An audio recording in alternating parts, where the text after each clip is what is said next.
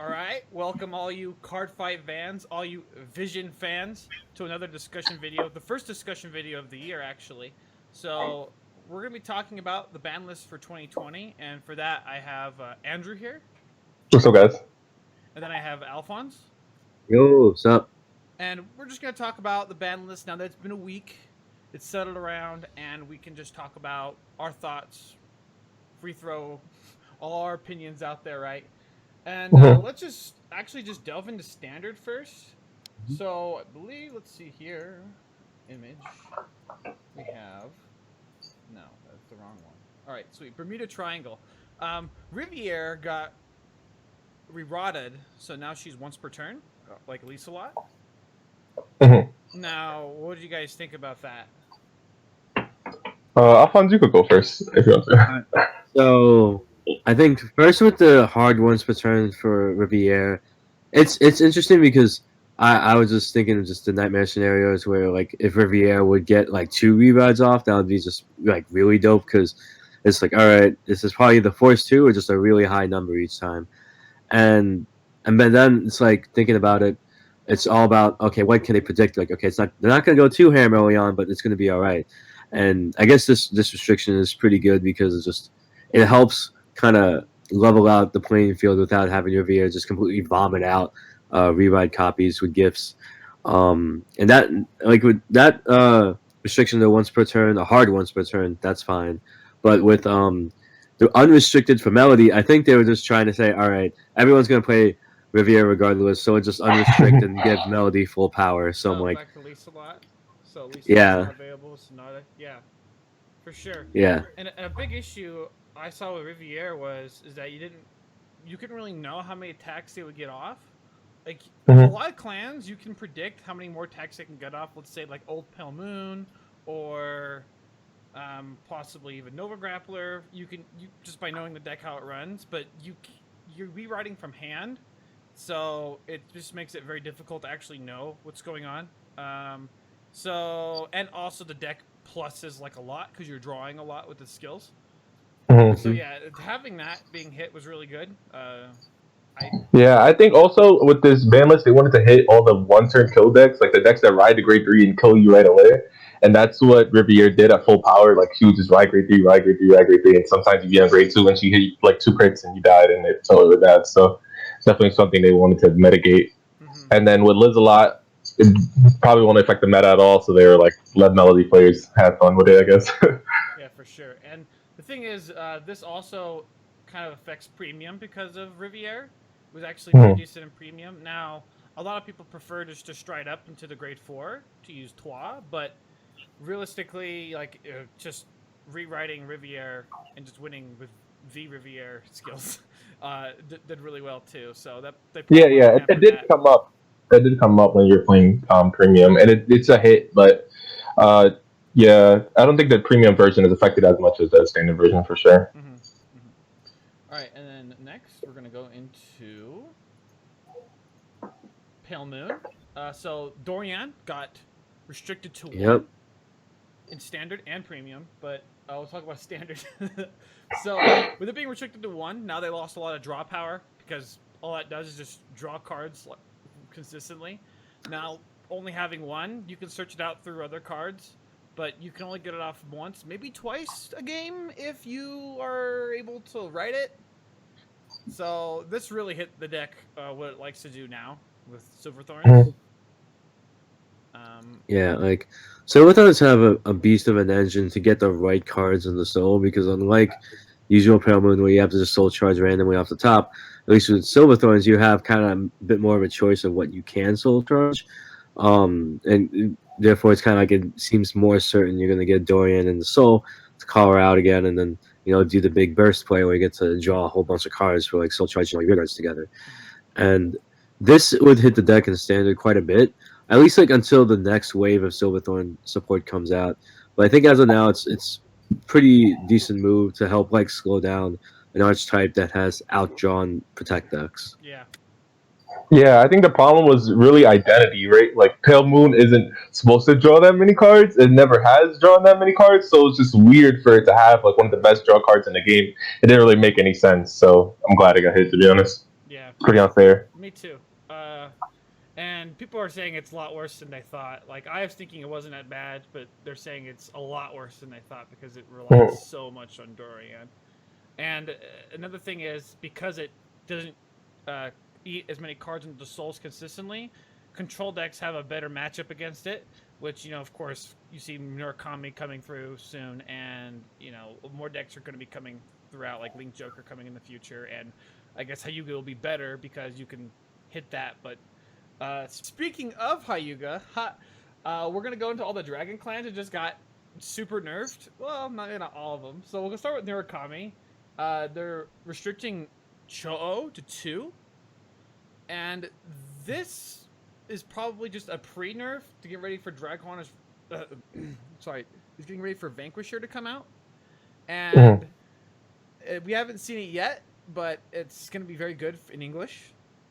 It's coming next week, and restricting this to 2 didn't kill this deck at all. It's still going to be the best deck in the format. Just doesn't let you get as many multi-attacks off or consistently as possible. So Yeah, I think they Yeah. I think they hit this card in specific because they didn't want to hit any of the new cards they were printing because they didn't want to hurt sales, right? So they're like, how do we hit Murakami without hitting any of the new stuff? And Joe just got the hit, but the deck is still best deck of the format when it comes out anyway, so it doesn't really affect the game that much.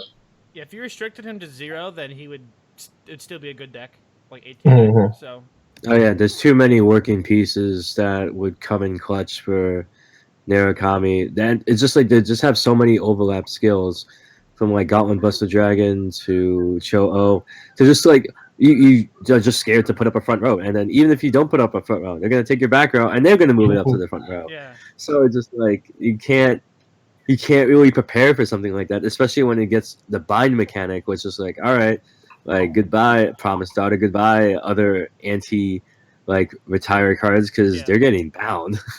yeah. And it's kind of interesting how Murakami, it does seem like a very grade 3 focus deck, as in like their grade 3s are actually just really strong. Like whatever you put around them, and Rising Phoenix is just gonna be a good deck, right? So, Yeah, for sure.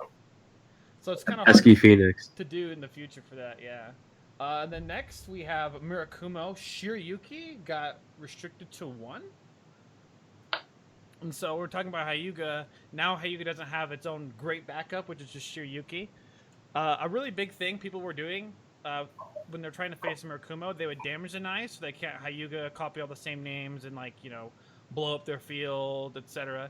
But if they did that, you just rode Shiryuki and you had a decent backup with good aggression and also just big defensive power, because that's all Shiryuki kind of is to a lot of these Murakumo decks. It's just another defensive card. And so,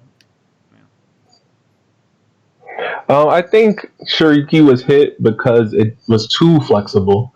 Like there was turns on offense where you call her the rear guard and it would boost you there, and then there's turns obviously on defense where you use her. You place on Vanguard and she's good, like you said. She was just like way too good in too many scenarios, so it had to be hit. Yeah, like Shiryuki is probably one of the most flexible grade 3s in standard. She can work on Vanguard. She can use on defense. She can do a lot, and especially when she was at 4, like completely unrestricted. Like, I don't want my opponent to be getting 3 Shiryukis back just for another like mass -10 to my board or my front row, and it's just that scary part. Is just like, all right, like whatever happens here, I mess up, they're gonna get a Shiryuki back, and that's not good for me. Mm-hmm. Yeah, and the thing with Shiryuki is that in the future, when more support comes through, she will always be put into any deck because of how good that 12-card engine is, really. So now, I mean, I think everyone will still run one Shiryuki in the deck just to have as a flex, and possibly just you could probably run Madame or Chikotsu as a couple, but that engine is pretty severed now because there's only one. But realistically, Mirakumo's still in a great spot. I think they'll bounce back. They've always been meta since the beginning of V, so they'll still continue to be meta in some way. Yeah, they're still gonna be like top 5. Like, they're too much of a good force to not run in standard. Just with consistency, aggression, a resource engine that's not as like taxing, and Miracle is going to be around for a long time to come. Yeah, I definitely think that the board wipe too is something like that standard isn't doing as much, and since the protect the Pale Moon matchup got hit, so now you could actually Hyuga the Pale Moon player. I think that whole engine is a lot better now to play Hyuga with aggro and shuffle people's boards. It's still gonna feel really good. Yeah, still feel really good. Yeah. And then next we have Tachikaze. They got hit Anger Blader to 1. So this deck was just known as an Exodia deck where you just get Anger Blader, hopefully, because you only won 4 grade 3s, and then you get a Super Kanto or 2, and just throw your whole hand down with 8 draw and just swing 7 times with massive numbers. Win first, this deck felt really good, right? But this deck was a coin flip deck in its own right. I think it really did need to be like restricted to 1 or something. Maybe that was too hard. Sweeper Kanto was like the thing people were really looking at. But I guess the thing is, even if you restrict the Sweeper Kanto, you'll still see Anger Blader. If you still see Anger Blader, you can still like smash your opponent. And it was going that fast is like, I guess they didn't want that to happen. So yeah, I think with this ban list, they're trying to slow stuff down. And it felt really unfair when you were playing against a Tachi player and you went second and they went first and they drew everything and then they exoted you on turn 3 and you just sat there like there wasn't a lot of counterplay at all. Yeah. It felt really bad to play against, so it had to be hit. Yeah, going second against Tachikaze hurts. Like, because it's like, all right, they ride the Anger Blader. All right, how screwed am I going to be with my current hand? And that means like you have to prepare your defenses like pretty early. It's just like at least with the shield ticket, like it was. If Anger Blader was unrestricted, like had a little bit more of a chance, but 5k shield can only push you so far. And then you just see them slap down the Anger Blader. It's like, all right, so how much gauge am I really seeing here? And it just sucks when you get high rolled like that because it's just like, all right, do they have the Anger Blader? Yes? Okay. What does their board look like? And then you just see like, all right, the whole front row is full. Can they actually get this restand or what type of aggression I'm going to see even the next turn if I somehow survive this first wave? Yeah. Like, I think with one Anger Blader, it's going to feel even worse when you get high rolled because like, okay, they found their one Anger Blader. God damn it. And then when you go in, it's just like, all right, they have one Anger Blader, but it feels good when you make them damage check it or they lose it somehow to like some cost. So I think like Tachi, yeah, they're going to be forever, like no longer in the tier 1 cap. They can still like get every now and then.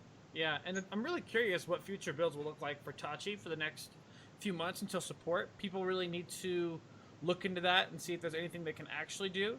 Right now, it's looking really rough.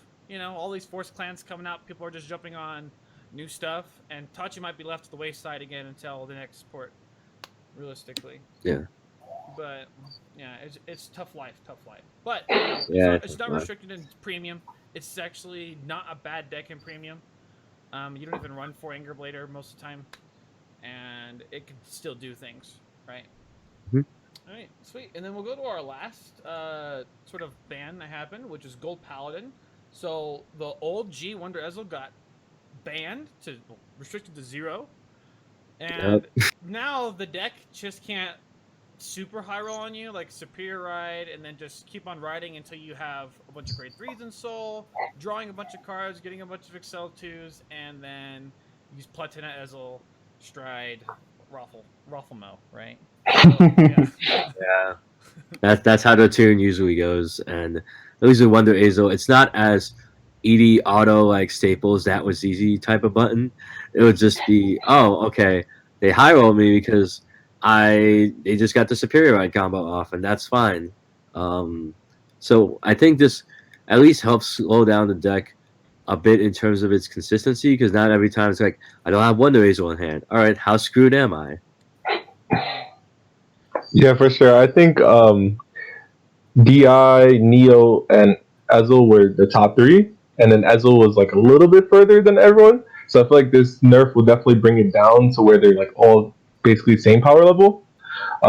Still surprised that the other decks didn't get hit. But I mean, that's what Bushiroad decided to do. So Yeah. Mm. And I'm really curious what builds will look like in the future for Gold Paladin until their next support, right? It might be a little more rougher than like I was initially thinking. Like they would be okay if it was at 0, but like, well, what do you even put in there? You could do more superior right shenanigans, but does the deck really even need that? Who knows, right? Because the deck is really like based off of hitting Ultima and then finishing off your opponent. So yeah, we'll just see how that lies in the future for them, really. But Yeah, it is rough. yeah. Like like Gold Paladins, or at least Azel, has gotten like enough support that they can be just a beast of its own archetype within Gold Paladin. Because they say like I play Gold Paladins, oh, like you play Azel, and that would be the first thought that people come to mind, just because of how like deadly the combo is and how crazy consistent it could be at times. Now it's just like, all right, so they missed like one of the recent pieces of the puzzle that was missing. So I'm looking forward to see like what players that say like main the clan they're going to do in response, or like if Bushi's going to give Azo another wave of support, no matter like how big or small it is. Oh, yeah. yeah, that'd be crazy if they get some more support. To Dude, be honest, that deck is already it's a nuts. paladin deck, dude. It's gonna get more support. You're gonna have to give Yeah. paladins more support. Who are we kidding? They get twice as much support than any clan, right? And then we'll actually jump back a little bit, and we'll go into Pale Moon. Dorian got restricted to 1 as well in Premium, so I wasn't too familiar with Premium Dorian deck, but I know that you could just do combo loops and then also just draw a lot of cards. Now this makes it super hard. A lot of people were actually looking to play Pale Moon Premium, at least for fun. And it's not like it wasn't topping anywhere. This kind of came out of nowhere for a lot of people. But maybe Bushiroad knows something more than us, and they're really looking forward to the future of Premium, and they don't want these sort of toxic cards in the mix. If it's bad enough for Standard, why not restrict it in Premium as well? I actually think there was a loop with the old purple trapezes that you could do. Okay. I know there was some loop that you played in the Pale Moon Grade 3 and you went to time like really often. And I think that's what Bashir would wanted to hit. Also, yeah, it's just so good in standard, and it did have like one top, so I mean it's fine enough to get hit. Yeah. It wasn't really necessary. Like it's not arrows or playing that deck, right? And I'm pretty sure Songster Loop had more tops than regular Pale Moon, but I guess it's just stay consistent between standard and premium. Yeah, we'll see. We'll see what Silverthorns are gonna come out with next. It'll just be like, I know it's like, yeah, we're not restricting Lukier, not at all. Like, who do we got? I'm like, oh, what was the other Pale Moon card? Dorian? Yeah, let's restrict her. Yeah. And I want to talk about a little bit later. Is Bushiroad came out with like an apology letter, right? Or like just basically the reasoning for the ban list and what that. But I want to talk about what clans you think may have got away, maybe got a little too easy, right? So I'll just start with Premium. Like the Gold Paladin, sorry, that got hit really hard. Neo Nectar Dark Irregulars didn't get hit at all. I think a lot of people really wanted to see a Neo Nectar hit for sure, with just being Gastile. No, sorry, not Katrina being maybe limited to 1 or banned, or even seen just a Gladiolus just slap it in the wrist, but they didn't do anything to that. So the deck's still looking really good coming for this current Spring Fest. Yeah, I agree. I think that DI was probably more to get hit than Neo. I feel like if Neo was top meta, it's easier to play around, right? Because the deck is so straightforward. You're gonna have big numbers and they're gonna swing at you, and it has some bad matchups, right? Like Link Joker, Kagero, and so like that deck is more okay than DI, who is like, I have 1 damage and I'm gonna kill you now, even if you have 0 damage, which makes like no sense at all, right? So DI definitely should have got hit. Neo's probably should have got hit too. Even if it got like Gladiolus 2, that would have been a lot better, but Bushiro just let it rock. Just crazy. Yeah. It's like, I guess we're going to see how DI is going to perform in tournaments at this stage, post ban list. Neo's probably still going to take a lot of top spots, but at least on the bright side, we have that new premium collection to look forward to. Yeah. So let's see how that like tips the scales, whether in or out of balance. Yeah, and we are getting another restriction list coming in June, so I really think they would hit Dark Irregulars at this point. I hope they do, because Castile is just an insane card where no matter what future support you give out, when they are planning more future support for Dark Irregulars very soon. And so whatever grade 3 they make, actually any card they make, it's going to really hamper how they design and what the balance is for that deck, because the sky is the limit with that deck, and you make so much work off of, let's say, like 2 counterblasts, 4 cats, Bobos, right? And I think you will see this in any serious competitor. Really would play this deck like all the time, because its matchups are really good right now. Oh yeah, definitely. And then with standard, I'm trying to think if anyone needed to get hit or restricted. I guess Shadow Paladin was fine, right? Everything, I can't really think of any other meta deck that was really looking to get hit besides these Excel decks. So I think Gauntlet could have probably got the hit too, to be honest. Narukami, like, they're not playing it anymore, but I mean, that card is still like, I ride grade 3, you don't have a PG, you kind of die sometimes. So I don't know. I feel like that card could have got hit and would have been okay. Yeah, maybe. Yeah, especially in Excel Fight Club fights, when you just see, oh, I get to deal +3 critical because you decided to open up your Excel circle, and I'm like, Yeah. Then I'll just jump into the apology letter. So, what they more or less said, most of the apology letter was that we're sorry for the past season. I know you guys have not been having fun, apparently. We're sorry about Excel 2. We're sorry about Riviere. And I didn't expect an apology letter, but that was just super interesting hearing all that, right? So they want to have the next meta sort of just be a lot more fun, right? Or just general stuff where you're not stuck into this one hard, super fast paced game. And I guess I just want to slow it down maybe a turn or two before you actually, kill somebody. And it looks like it's going to be pretty good coming in the future. Oh yeah, with the apology letter, I definitely think Excel 2 is still like best gift in the game. They could always errata Excel 2 to like draw one, discard one, which was my fix for it. I don't know like how much balance that will be. Also with the format, I think Bushiroad just needs to print stronger control cards. Like, we don't have that many good control cards in standard. That's why everybody's just like, oh, Bunga, go fast and swing ban. Sure. So I feel like, I don't know if Lock should come back. I mean, probably not, but just good defensive cards in general. Like the Angel Feather support is really good at slowing stuff down. More stuff like that just slows the game down will be good for the meta.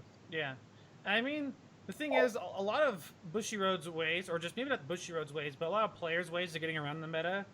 It's like, oh, this deck's really strong. What can I do to make that faster, right? So Bushiroad has to really think about that when making future cards, when they don't want things to go just so fast, right? I think Vanguard V was really slow when it first came out, and it was really enjoyable. But when you like just turn 3 and you just lose, it was a little sucky, right? So apparently they're listening to what we're having to say, and they're really trying to make the game a little more fun right now. So it's good. Yeah, I think like the future is going to be interesting for standard, because especially with all these cards coming out, the revival of the G era units. So it's like, all right, what are we going to get here? And that's going to shake things up quite a bit, because now like we spent the last few years or so just going through like Limit Break era, reviving some of the classic grade 3s in there. So by doing that, you pretty much kind of inflate the value of all of the supporting archetype cards in there. So like you kind of give the players that have been playing the game for a while like an extra incentive to hold on to those cards. And now it's just the way that the calendar is going to be setting up with all these new releases coming in. I'm just wondering, okay, what are we going to get next? Who are we going to get next, if anything? Yeah. And I'm really glad they did this ban list, because in the past they just don't really do anything. They announce a ban list and there's no changes, right? So, yeah. We're actually I'd like to go down with you guys, just like rating 1 to 10 of what you guys thought of this ban list for both formats, right? So Andrew, would you like to go first? Yeah, I think standard was really good. They had a lot of cards and definitely slowed down the format, which is what we need more of. We just need to be slower and have longer games. I'll give it like a 9 probably. It's pretty up there. They hit a lot of stuff. Premium, those like basically untouched. They hit as a little, but not really.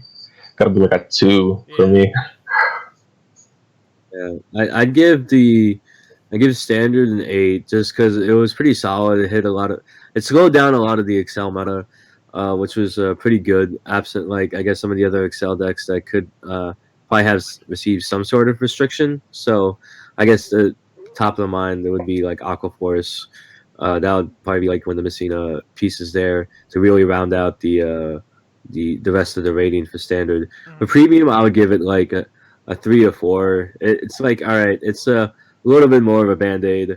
It's hit one of the top 3, but it's still leaving a lot to be desired. And now Katrina's going up, and like everyone's just excited to see more of the decks that they usually had without having to worry about getting high rolled by Azel.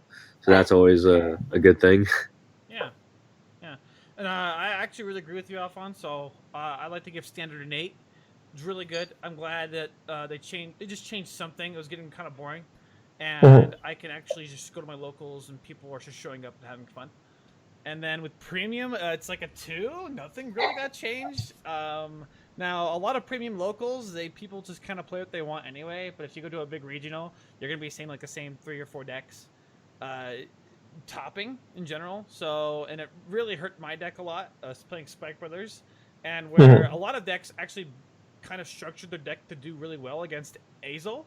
But now seeing less Azel, you might have a harder time because you're seeing more Neo Nectar and Darker Regulars. And a lot of decks don't usually have a great matchup into that anyway. So I hope people are able to bounce back with their off-meta decks and do that well. But currently it's very hard for the Springfest season, right? All right, so I think that's about it for the video. I'd like to also point out to Andrew, he had a shout out he wanted to do for Vision. Yeah. Vision tournaments.